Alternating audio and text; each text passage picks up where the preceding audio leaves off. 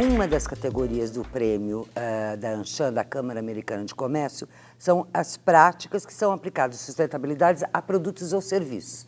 E vencedora desse prêmio, a empresa que sabe coordenar isso na vida das pessoas. Eu vou tentar entender melhor como isso é possível, como se aplica essa coisa de eu vou dar energia para todo mundo, facilitar a vida de todo mundo, saber se é verdade isso com o Edgar Franco, que é vice-presidente de Energia e Sustentabilidade na área de serviço da Schneider Electric.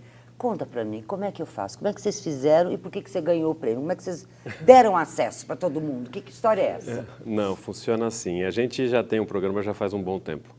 É uma iniciativa nossa já de 2009.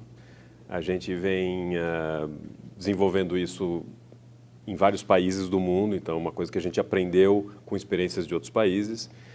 E aqui no Brasil a gente desenvolveu um modelo que é baseado em três pilares, porque não é só levar energia. A gente leva energia, mas a gente capacita as pessoas dessas comunidades a operar equipamentos, porque senão o equipamento é colocado lá. Que adianta colocar lá e não sabe fazer nada. Coloca lá e depois de um tempo acaba não funcionando mais por inúmeras razões. Então tem uma parte de capacitação, tem uma parte de equipamento e tem uma parte de empreendedorismo. A gente, durante um tempo, a gente fez capacitação sem focar em empreendedorismo. Hoje a gente percebe que o empreendedorismo é fundamental, porque nessas comunidades a gente tem que dar um caminho para que as pessoas se desenvolvam por conta própria, porque lá não tem emprego, né? Então a gente trabalha em comunidades isoladas, onde seria muita pretensão nossa imaginar que a gente vai treinar uma pessoa a ser eletricista e ele vai ganhar um emprego. Não vai acontecer. Ele vai ter que ser o eletricista que vai autonomamente, com a empresinha micro dele, empreender e fazer daquilo um negócio. Exatamente. Então, tão importante quanto ele conhecer eletricidade, que é o nosso negócio, é ele ter essas iniciativas e esse conhecimento sobre empreendedorismo. Você liga isso diretamente ao teu produto, claro, porque você é o que você faz, é o que você vende, mas você liga isso ao que mais, para você achar que vai ser algo duradouro dentro da filosofia da empresa? Bom, a gente dentro da Schneider, a gente acredita muito em certas coisas ligadas à sustentabilidade. A gente está em Paris agora, nós temos uma equipe lá. Inclusive, a nossa presidente não está aqui hoje para receber o prêmio justamente por isso, ela está em Paris. E a gente acredita que não se resolve o problema. Posso fazer um parênteses aqui, porque eu tenho que falar com todo mundo que está nos assistindo, porque nós vamos ficar com esse programa o ano inteiro, você vai ficar para a vida inteira. Então, nós estamos falando da conferência que aconteceu no mês de dezembro, final de novembro e início de dezembro de 2015, sobre o meio ambiente no mundo, reunindo 115 países, chefes de Estado, etc. e tal. Só para a gente contextualizar. Está todo mundo lá discutindo. A presidente da Está todo mundo lá discutindo isso e a gente quer... a gente acredita que não se resolve o problema da mudança climática sem se atacar a desigualdade no mundo. A gente tem hoje no planeta 1 bilhão e 300 milhões de pessoas que não têm nenhuma energia, ou seja, elas vivem na escuridão, e a Schneider estabeleceu um compromisso que é levar energia para 50 milhões de pessoas nos próximos 15 anos, através dos programas de acesso à energia. Ou seja, é um compromisso público que a gente assumiu durante a Conferência do Clima em Paris, pelo nosso CEO mundial. E a gente aqui no Brasil, esse nosso programa aqui no Brasil é um pedacinho disso.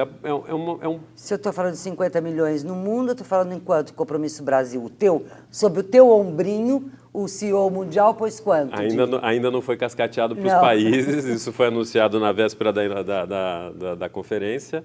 Ainda não chegou para nós a nossa meta, mas certamente é um número importante, porque o Brasil... nessa área de sustentabilidade, existem alguns países que são muito bem desenvolvidos no mundo Schneider, vamos colocar assim. Normalmente são países do Sudeste Asiático, da África e, no caso da América do Sul.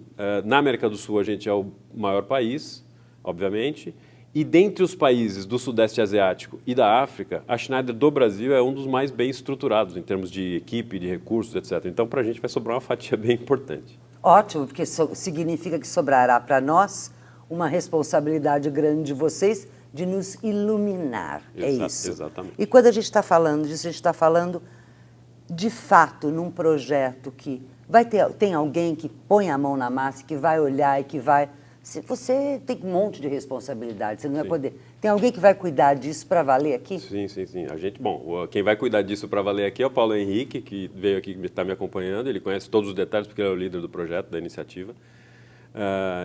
Enfim, a gente vai fazer isso indo nas comunidades. A gente tem uma equipe própria de desenvolvimento sustentável dentro da Schneider que faz esse trabalho, né? Que está presente, que vive viajando pelo país, conhecendo essas organizações não governamentais que têm acesso a essas comunidades todas, porque eles estão isolados, né? Então eles estão de difícil acesso. E as filiais comerciais da nossa companhia também não estão nesses lugares. Então é um trabalho que ele é descolado do business, no sentido de encontrar essas pessoas e esses parceiros, mas que a gente faz porque está no DNA da Schneider, está no nosso negócio.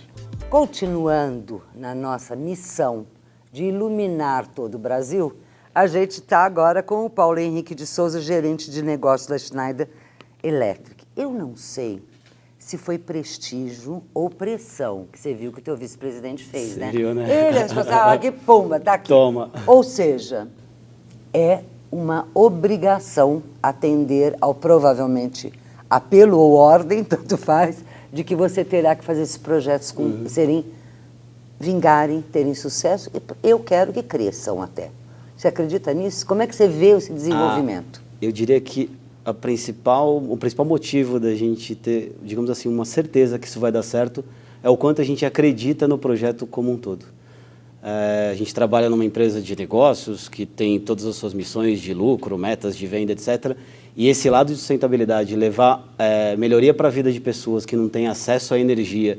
E quando você pensa em energia, que é um item tão básico, um negócio que pra gente é tão coloquial, assim, A gente fica 5 minutos sem, a gente fica apavorado, né? O pessoal brinca, né? Se eu ficar sem Wi-Fi, eu já fico desesperado, imagina a energia.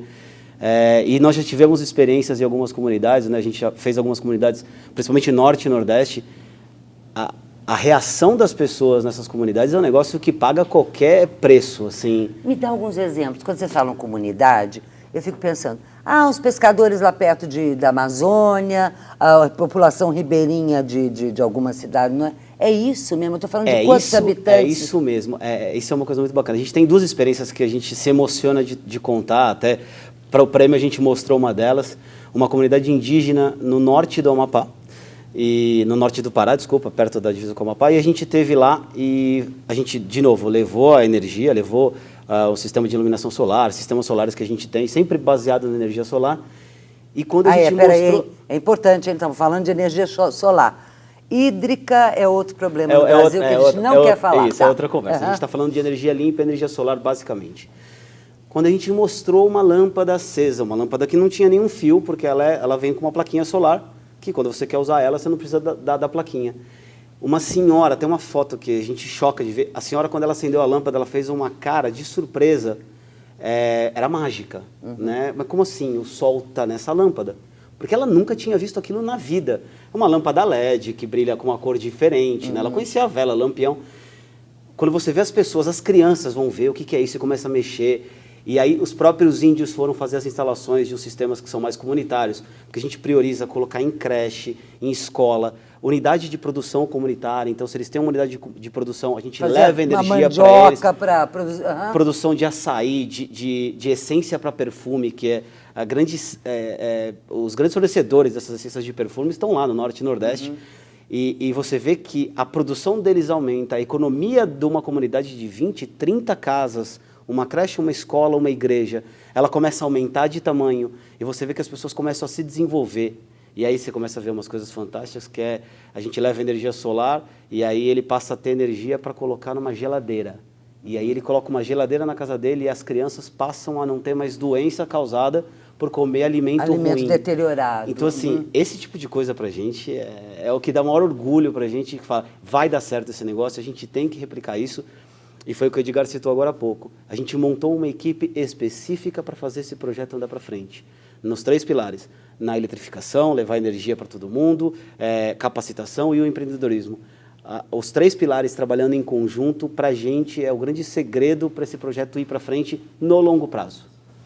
Eu acho que a tua frase inicial foi a melhor de todas e eu aposto que isso vai dar certo. Ou seja, vai dar certo porque eu acredito que vai dar Exatamente, certo. exatamente. A empresa me apoia e eu acredito. É isso aí. Obrigada pela sua participação. Obrigado demais.